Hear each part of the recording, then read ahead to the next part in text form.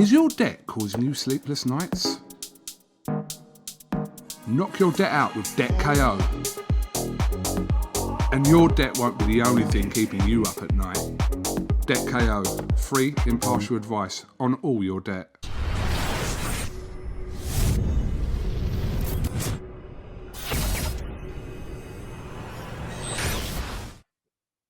This is UMAR AHMED for IFL TV in association with MTK Global. Great to have Glenn McCRORY back on the channel. It's been a long time, sir. Before we talk about what's been going on with yourself and Roy, I want to ask you firstly about what do you think of the spectacle, the product that Mike Tyson and Roy Jones Jr. produced last year? There was a lot of criticism before the fight. What did you make of the actual fight after? You know what? Obviously, there was doubters, and there always will be. But you know, you had two very proud, very good champions going at it. You know, I thought, you know, I didn't quite know what to expect, but it really inspired me because they didn't embarrass themselves. You know, they actually brought a good quality of boxing. And they both tried really hard. Roy Jones had to use everything in his vast repertoire to try and nullify Mike Tyson, because Mike Tyson, you know, when he's 100, he'll still be dangerous. You know, that's Mike. And Roy, you know, is fantastic, skillful, one of the greatest fighters that ever laced the glove on. So I was impressed. I was really impressed. I was inspired, to be honest, to see the guys going at it and doing a good job. So, what was your initial reaction? Christmas Eve, Roy Jones Jr. takes to the internet, says, "I want to fight Glenn McCRORY." Do you know what? It was kind of bizarre because it all come about. You know, I did the BT broadcast of the Jones Tyson fight, which was great. You know, Richie Woodall, you know, David Hay, we were all impressed, and it was exciting, and it was, you know, just turning back the clock a little bit, and everybody wanted to see what happened. So, and then there was a bit of interaction with Evander Holyfield, who, you know, I thought he was going to get involved, and then Roy Jones, there was a message saying Roy Jones wanted to fight me, which is brilliant. Roy Jones, I mean, it's amazing, you know, because obviously I'm 56 now, and this last 12 months has been absolutely horrendous for me. I mean, I've suffered from, you know, from depression and mental health problems for a long time. I lost my brother, I lost my best pal in a fight at 16 in a boxing match, and watched my brother die over many years of suffering. So it was you know, it's been a lot of tough years. And then I split up with my partner in January, and then we just had 1 year of just pure, just it's just been really bad. And you know, and I've if I'm honest, Umar, I kind of, like, somewhere during that process give up. You know, I just thought that's it. It's over. And that it was horrendous. It was horrible because, you know, I come from an age when, you know, my uncles, the mines all closed, the steel closed. You know, watched my dad and my uncles all unemployed and all in their 50s with nothing left of life, and that's how I felt. I just felt life's over, and it's been, you know, had some very dark days. You know, trying to handle life and what's next and all the rest of it. So when, you know, there's been no work, there's been no boxing, everything I love has gone, and it's just been horrendous. And then, you know, out of the blue came, you know, Roy Jones called me out. It was amazing. It was amazing, and you know, it looks like they're gonna put the fight on, and all of a sudden I'm out running. All of a sudden, I'm in a boxing gym. Now, I have not been in a boxing gym to train myself for 27 years. And Umar, it felt fantastic. It felt for it to be about me again. Now, I never reached my prime. I always finished 27, 28. I never ever got to my prime because of terrible mismanagement, terrible treatment in boxing. So I never got to test myself against the best. I retired at 25 the first time because I was disgusted in the way I was treated. I won the world title and I signed off the dole in the ring live on ITV on a massive fight. The next week they were doing Hagler Hearns. So it was, so for me, the light just ignited again. And, that's a wonderful feeling when you think, you know what, life isn't over yet. And you can have a bit of fun. It's not a comeback. I'm not going to get a license. Usyk can rest. He doesn't have to worry about nothing. Coley doesn't have to worry about nothing. They can sleep at nights. It's about entertainment. It's about inspiration. It's about trying to inspire myself and trying to get myself with the purpose again. And also, I've already got people phone me up saying, Glenn, you're in the gym. Glenn, you're doing this. You're inspiring me. I'm getting back in training. I'm doing this. And if I can help one person, if I can make one person do something, then I'm happy, UMAR, and I know there'll be lots of critics about stuff like this, but at the end of the day, it's what I've done all my life, so nobody's going to be a harsher critic than me. And I want to test myself. Suddenly I've got a reason to live. I've got a reason to get up in the morning, and it feels good. Glenn, you were referring to some very honest things there. You're saying practically you thought your life was over, and now this has helped you. You're back in the gym. You've got a purpose again. But when this fight with Roy is over, what do you do then? Because are you still going to stay in the gym? Are you going to look to fight on? Do you know what? I'm working with Tough Boxing with Simon Whittle and Rob Farrell, and they've kind of given me a lifeline in a way of they've kind of given me a purpose, because I can see I'm going to be part of Tough, and I can see that going far. I can see that being the new outfit on the block, and I want to be a part of that, and I want to be amongst exciting people who have got ambition and have got dreams and want to make things happen. And I think we'll get a lot of support, because in the present circumstances, with the way the world is and the way this country is, it's very, very difficult. And I think people need a glimmer of hope. People need to see that there's light at the end of the tunnel, that we can all come out of this. And move on, because a lot of people have lost jobs. A lot of people are struggling. A lot of people are depressed. A lot of people, I found a reason. A lot of people didn't find that reason and have gone now. And that is a massive sadness during these awful times, So I'm happy, I just think after Roy Jones, hey, listen, the one thing I learned whenever I teach fighters is it's one fight at a time. And with me, it's going to be one round at a time. It's just got to be 2 minutes at a time to try and get through that. And we'll see what happens after that. But, in this sort of, in the entertainment that we're doing, and nobody has to worry about, we're not stealing anything off anybody else. This is what Tyson Jones have started up. It got a lot of views. It made a lot of money, and I think there's room for this as another side of entertainment. We all like to go and see, a great play. We like, to see entertainment at its very best.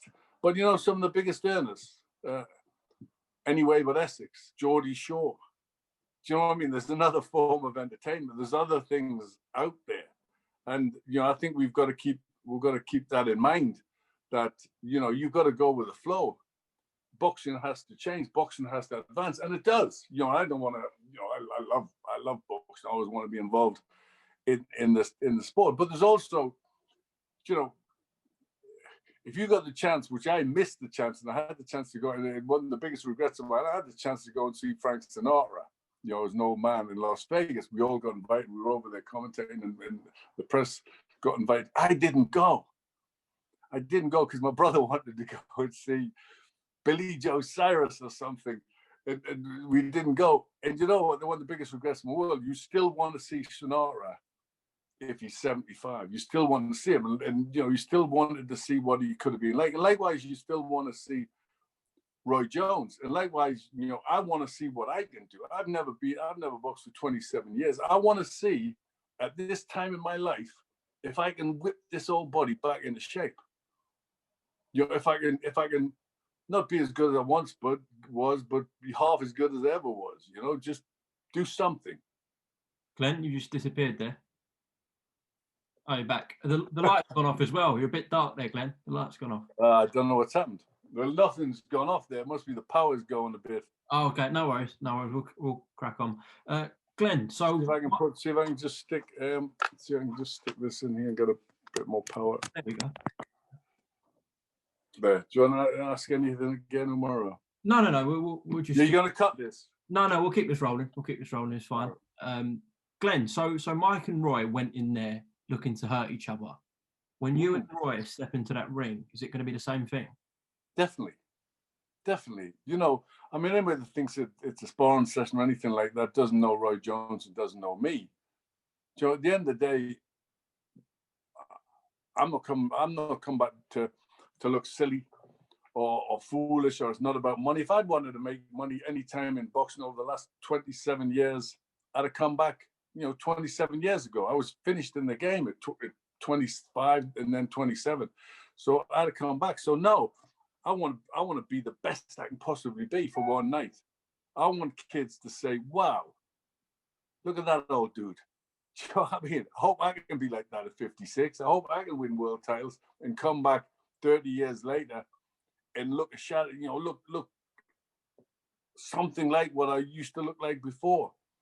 So it's, you know, it's we're serious professionals, and you know, we want to do it right. Now I know for a fact Roy Jones, this is the great Roy Jones. It's him or Sugar Ray Leonard for the greatest fighters that ever lived.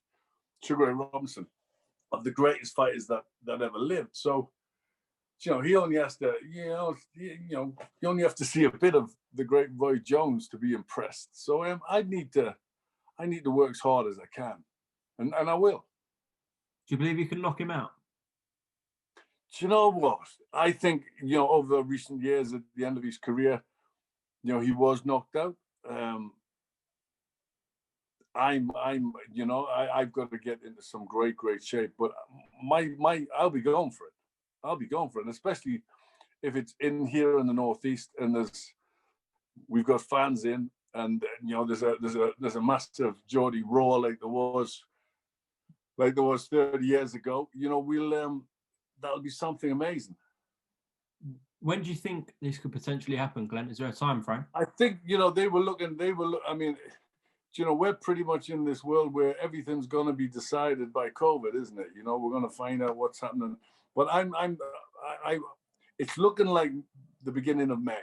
It's looking like the beginning of May. Looks like the beginning of May, which is going to be not a massive amount of time to pull everything back. But you know, the amazing thing, Umar, I went to the gym because I never reached my prime. I come out of the game 27, 28 years of age. I hadn't gotten there because I hated the business. And I went back in the gym a couple of weeks ago, and it was just, you know, we didn't know if anything was going to happen or whatever, just wanted to see what it was like. And it was like yesterday. It was like, because I never had those years of putting miles on the clock, of hard fights, of getting beat up, of 12 rounds, of getting stopped. I never had that.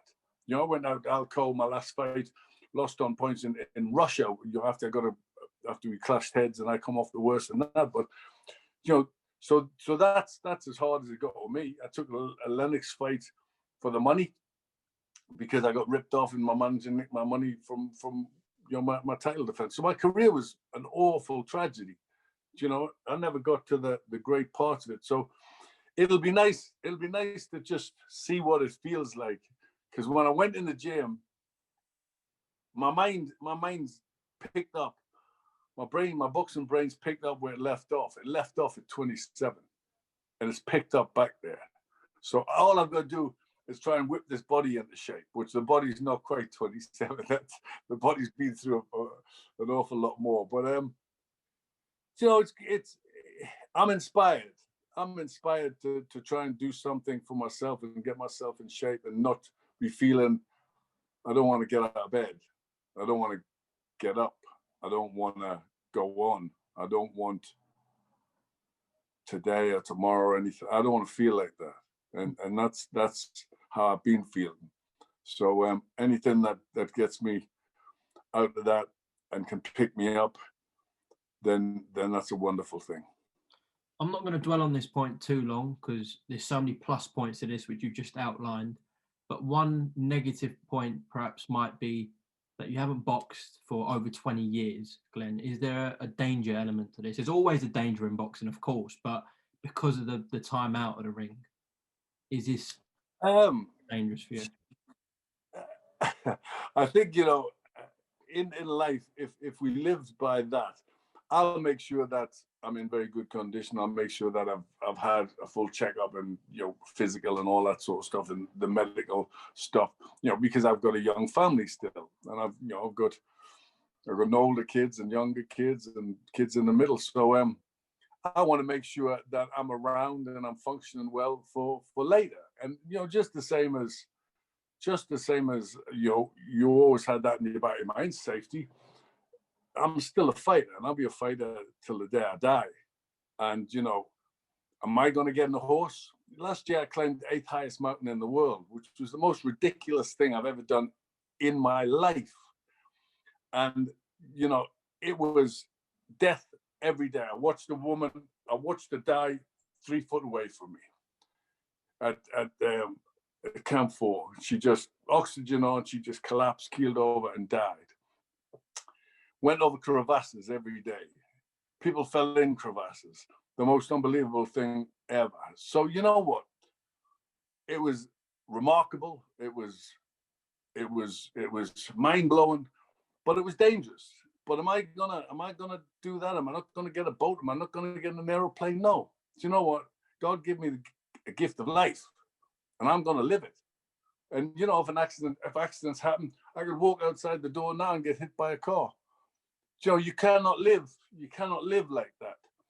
You have to push. Nobody would have climbed Everest. Nobody would have swam the ocean. Nobody would have rowed across the Atlantic. Nobody would have went to the moon if we all lived like that. So you know what? I'm happy enough. We'll make sure we're safe enough, make sure everything is checked out. But this is what I do. I don't climb mountains, but I'm not scared. I'll do it again. I boxed. This is all I've ever known in my life. This is what I was born for. So this is the safest place in the world for me. Trust me. Okay. Dangerous for me.